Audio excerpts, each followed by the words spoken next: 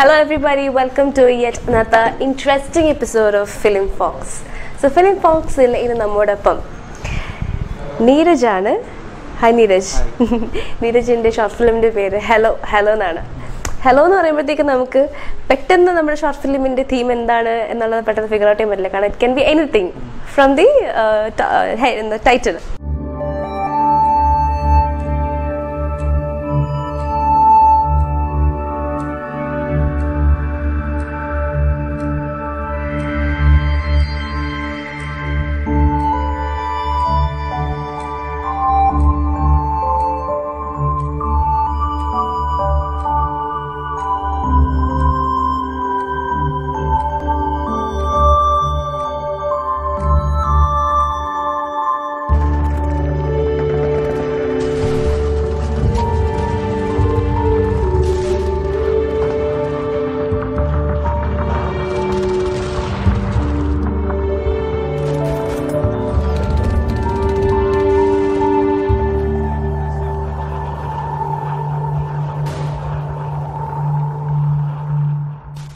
ശരിക്കും ഹലോ എന്തിനെ കുറിച്ചാണ്?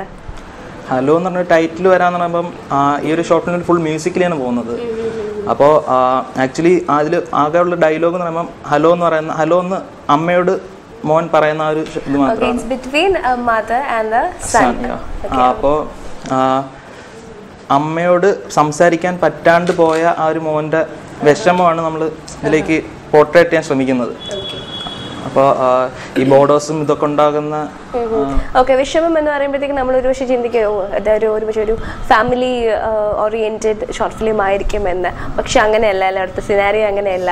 ശരിക്കും ഒരു വാർ സോണിൽ അകപ്പെട്ടു പോകുന്ന അമ്മ സ്വന്തം മകനെ അല്ലെ, നാട്ടിലുള്ള മകനെന്ന് വിചാരിക്കാം അല്ലെ, മകനെ കോണ്ടാക്ട് ചെയ്യാൻ ശ്രമിക്കുന്നു അല്ലെ. അതാണ് ആ ഒരു കോണ്ടെക്സ്റ്റ് എന്ന് പറയുന്നത്. അപ്പോൾ എന്ന് പറയുമ്പോൾ ഒരു പൊളിറ്റിക്കൽ ഇതാണ് എന്ന് പറയുമ്പോൾ ലീഡേഴ്സ് ശരിക്കും ബോർഡേഴ്സ് ഉണ്ടാക്കാൻ വേണ്ടിയിട്ടല്ല വരേണ്ടത് എന്നുള്ളൊരു കോണ്ടെക്സ്റ്റ് നമ്മൾ കമ്മ്യൂണിക്കേറ്റ് ചെയ്യാൻ ട്രൈ ചെയ്യുന്നത്. നേതാക്കൾ ഒരു അതിരുകൾ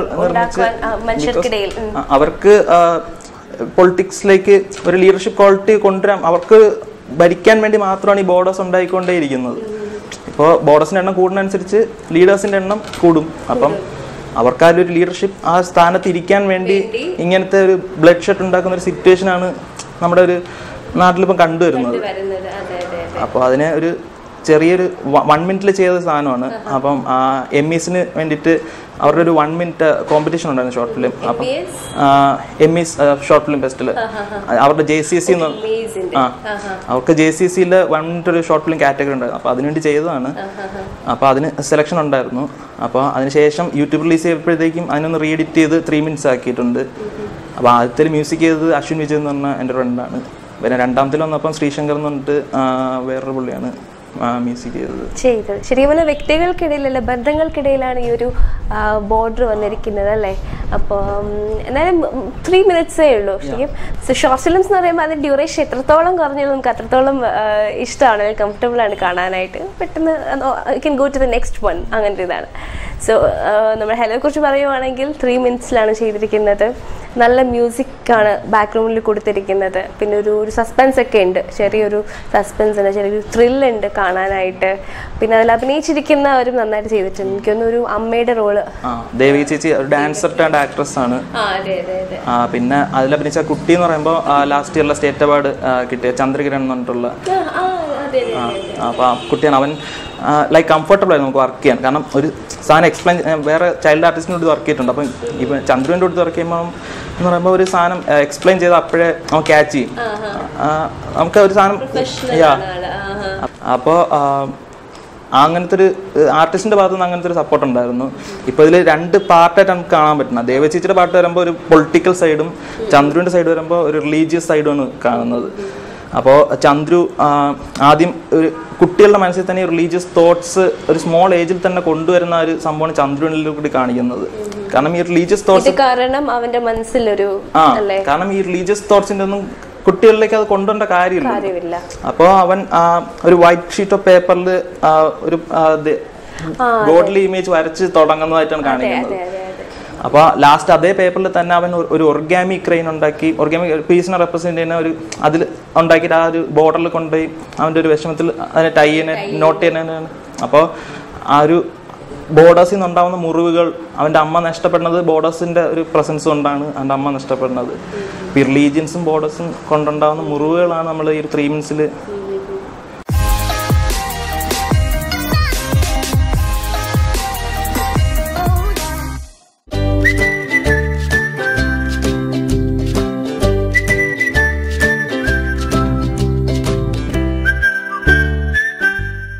ശരിക്കും പറഞ്ഞാൽ നമ്മൾ ആ ഒരു സൈഡ് കൂടുതൽ എക്സ്പ്ലെയിൻ ചെയ്യുന്നില്ല.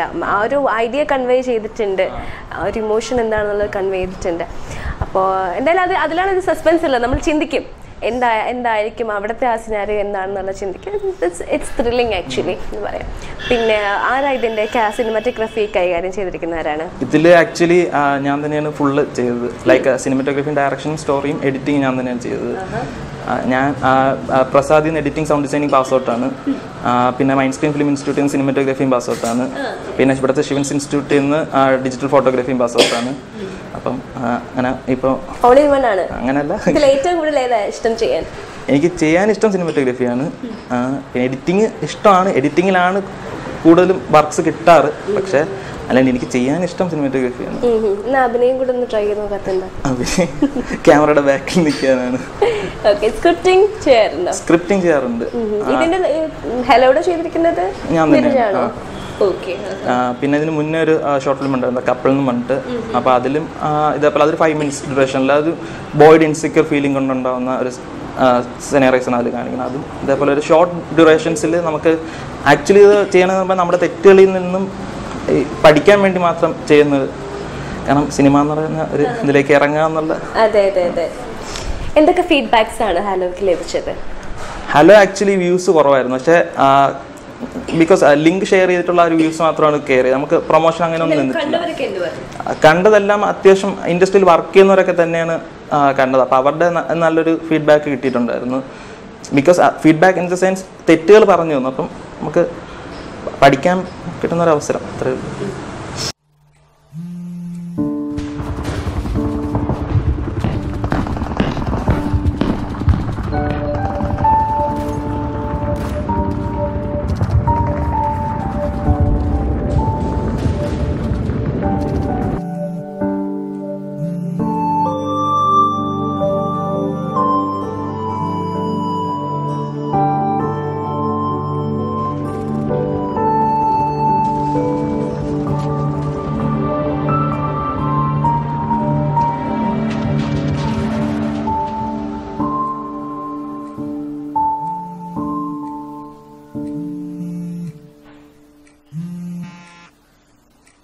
ഹലോ അമ്മ. ഹലോ അമ്മ.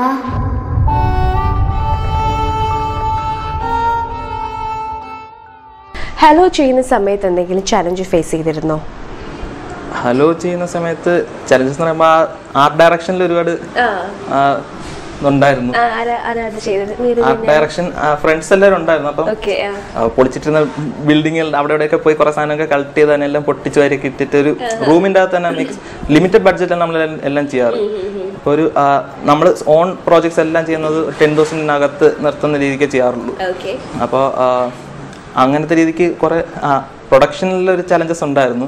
ബിക്കോസ് ലൈറ്റിങ്ങിന് ഒരുപാട് ഇച്ചിരി അത്യാവശ്യം എക്സ്പെൻസ് ആയി. അപ്പം അതിന് ബാക്കി എമൗണ്ടാണ് ബാക്കി പ്രൊഡക്ഷനിൽ നമുക്ക് ഹെൽപ്പ് കിട്ടിയിട്ടുള്ളത്. അപ്പം ആ രീതിക്ക് പ്രൊഡക്ഷനിലൊരു ചെറിയ അല്ലാണ്ട് ബാക്കി എല്ലാവരും സപ്പോർട്ടീവ് ആയതുകൊണ്ട് എനിക്ക് ചലഞ്ചസ് അങ്ങനെ ഫ്രണ്ട്സ് എല്ലാവരും കൂടെ ഉഷാറായിട്ട് നിന്ന് ആർട്ടിന്റെ കാര്യങ്ങളൊക്കെ ചെയ്തു. അഞ്ജല എന്ന് പറഞ്ഞിട്ട് കാറ്റിൽ പഠിക്കുന്ന ഒരു കുട്ടിയാണ് ബാക്കി ആർട്ടിന്റെ പടം വരയ്ക്കുക. അഞ്ജല, അച്ചു എന്ന് പറഞ്ഞിട്ട് രണ്ട് ആർട്ടിന്റെ അങ്ങനത്തെ പടം കാര്യങ്ങളെല്ലാം ചെയ്തത്. അപ്പൊ അങ്ങനെ എല്ലാം ഫ്രണ്ട്സ് തന്നെയാണ്. അപ്പൊ ഫ്രണ്ട്സിന്റെ ഒരു സപ്പോർട്ട് ഉള്ളത് കൊണ്ടാണ് ഇങ്ങനെ. എത്ര ദിവസത്തിൽ കംപ്ലീറ്റ് ചെയ്തു? ഹലോ ഇതൊരു 1.5 daysലാണ് കംപ്ലീറ്റ് ചെയ്തത്. അപ്പൊ നമുക്കെല്ലാം ഇങ്ങനെ പെട്ടെന്ന് ചെയ്തിട്ട് കോമ്പറ്റീഷന് വേണ്ടി ചെയ്തതും കൂടിയാണ്.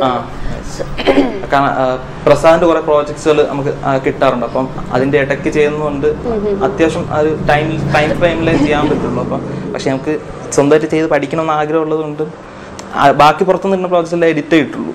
അപ്പം അത് അല്ലാണ്ട് സിനിമാറ്റോഗ്രഫി ഇതെല്ലാം താല്പര്യമുള്ളത് കൊണ്ട് നമ്മുടെ സ്വന്തം വർക്ക് ചെയ്യുന്നതിന്റെ ഒരു ഫീലും വേറെ തന്നെയാണ്.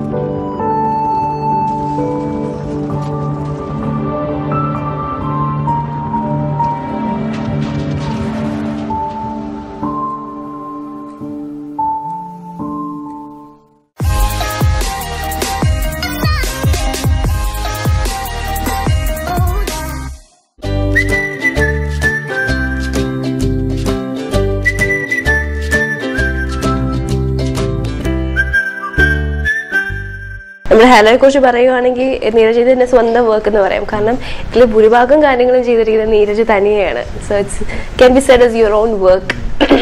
പിന്നെ ദേവകി വളരെ നല്ലൊരു നർത്തകിയാണ്, നല്ലൊരു തിയേറ്റർ ആർട്ടിസ്റ്റ് ആണ്, നന്നായിട്ട് എന്നെ അഭിനയിച്ചിട്ടുണ്ട്.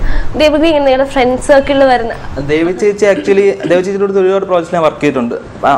ഡയറക്ഷൻ അങ്ങനെ സിനിമാറ്റോഗ്രഫി അല്ല, എഡിറ്റിലും സൗണ്ടിലും ഞാൻ ചേച്ചിയുടെ അടുത്ത് ഒരുപാട് പ്രോജക്റ്റ് വർക്ക് ചെയ്തിട്ടുണ്ട്. ചേച്ചിയുടെ അടുത്ത് ഒരു പ്രോജക്റ്റിൽ sound designing sound recording work ചെയ്തിട്ടുണ്ട്, വേറെ പ്രോജക്റ്റിൽ എഡിറ്റിൽ വർക്ക് ചെയ്തിട്ടുണ്ട്. അങ്ങനെ ഒരുപാട് പ്രോജക്റ്റ് ചേച്ചിയായിട്ട് കൊളാബറേറ്റ് ചെയ്തിട്ടുണ്ട്. അങ്ങനെ ചേച്ചി നല്ല ഫ്രണ്ട്ലിയാണ്.